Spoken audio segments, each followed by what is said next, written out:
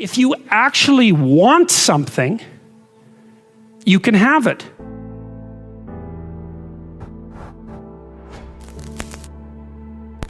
You have to treat yourself like you matter, because if you don't, then you don't take care of yourself, and you become vengeful and cruel, and you take it out on people around you, and you're not a positive force. None of that's good. So you suffer more, and so does everyone around you. And there's a malevolence that enters into it. None of that's good. So that's what happens if you don't treat yourself like you matter. The first thing I would say is, well, you should be afraid of taking risks and pursuing something meaningful. One of the main reasons that people don't get what they want is because they don't actually figure out what it is. And the probability that you're going to get what would be good for you, let's say, which would even be better than what you want, right? Because, you know, you might be wrong about what you want easily, but maybe you could get what would really be good for you. Well, why don't you? Well, because you don't try. Life is a challenge that in some sense can't be surmounted, so there's no way out of your problem, but there are certainly proper ways of dealing with it. Yeah. Sit on your bed one day and ask yourself, what remarkably stupid things am I doing on a regular basis to absolutely screw up my life? I would say that the goal in life is to conduct yourself so that life improves.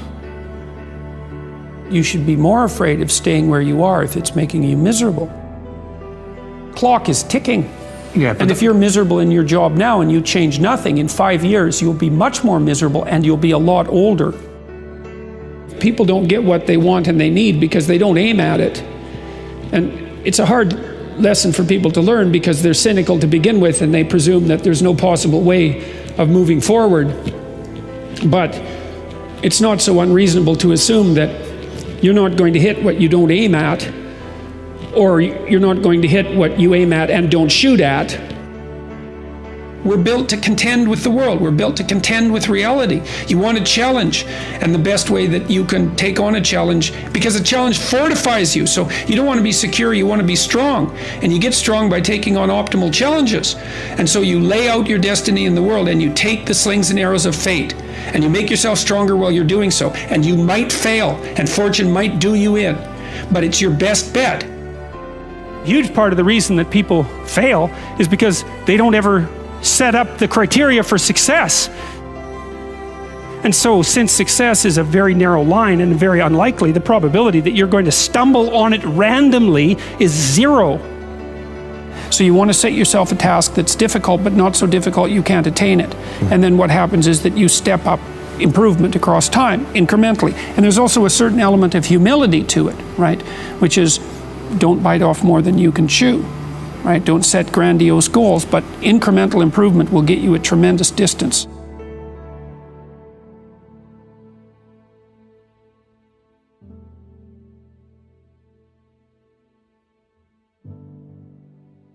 It's a luxury to pursue what makes you happy.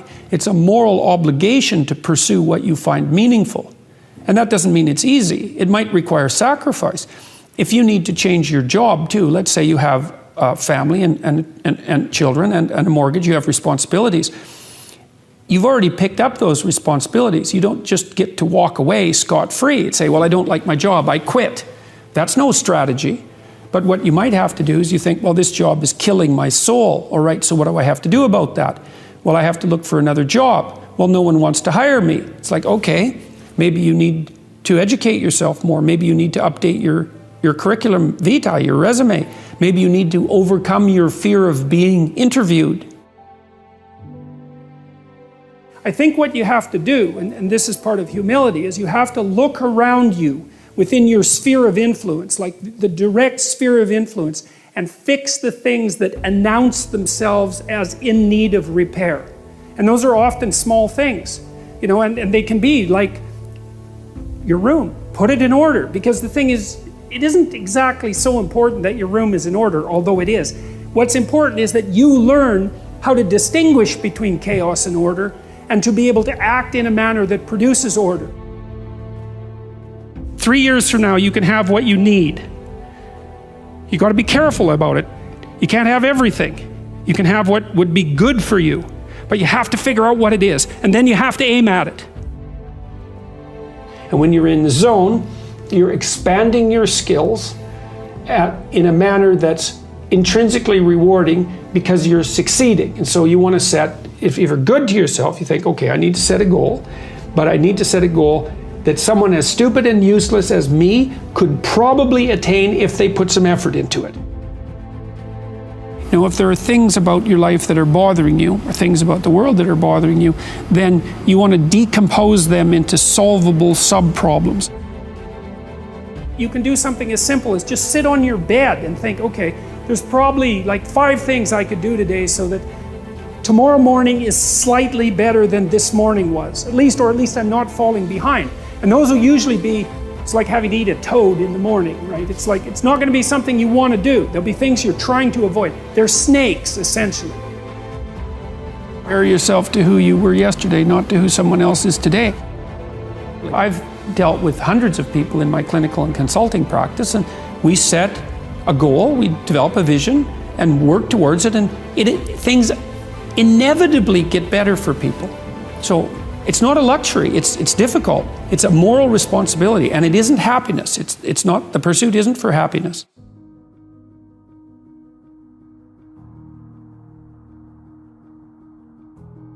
Well, greatness is what reveals itself when you attempt to formulate, when you attempt to carefully articulate and live out what you believe to be true. It just happens, because there isn't anything more powerful than truth. Right? That's the antidote to suffering, truth. If you ask yourself, instead of telling yourself, what is it that I could do to set things more right today, that I would actually do? It's usually some small thing because you're not that disciplined, Then you can go do it. Lay a disciplinary structure on yourself. Get the chaos in check, and then you can move towards a state that's freer. Well, what happens if you don't treat other people like they matter? Well, you lie to them, you cheat them, you steal, you enter into impulsive relationships with them. They can't trust you. That doesn't go anywhere. They don't like you. You end up alone at best, and maybe like incarcerated at worst. Like, that doesn't work. And so you watch the people around you who thrive, regardless of what they say. They act out the proposition that everyone matters. If you're hungry and you eat, well, that's good, but it's over, and then you're on to the next thing, right? It's not exactly sustaining, it's just necessary. That's called consummatory reward, by the way.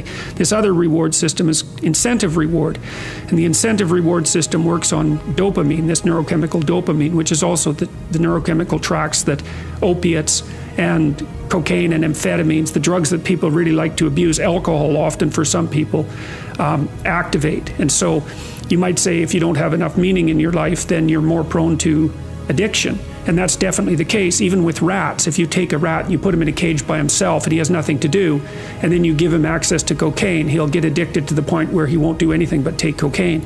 But if you throw the rat back in with a bunch of other rats and he gets to do rat things, then it's very hard to get him addicted to cocaine. And so the purposeless rat is prone to addiction. Well, it's the same with human beings.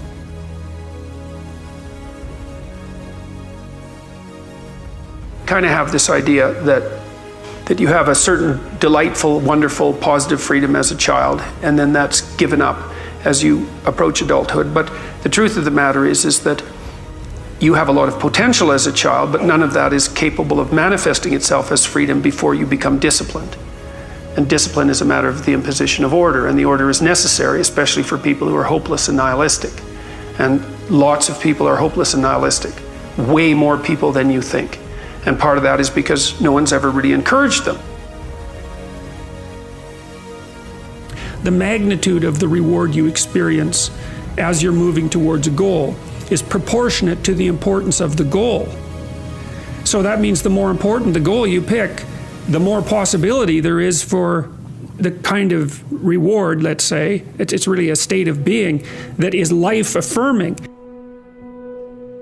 And it is directly life-affirming in that, like if you're in a football game and it's an important football game and maybe you break a finger And, you know, normally that's a problem. It hurts, and you're going to stop doing whatever you're doing. But if you're right in the middle of the game, then you'll be so amped up on this reward system that it's analgesic. It stops the pain. It also suppresses anxiety. People that have extracted unbelievable successes out of catastrophic failures. And I'm not saying that in a naive way. I know perfectly well what happens to people. You know, you're doing fine in life and then you get cancer, and then 6 months later you're dead. And all the heroism in the world isn't going to save you at that point. But that's not the point. That's not the point. Life is bounded by mortality, but that doesn't mean that you don't get out there and contend, and you develop by contending, and you minimize the net amount of suffering in the world. And that's something, man. That's something to do.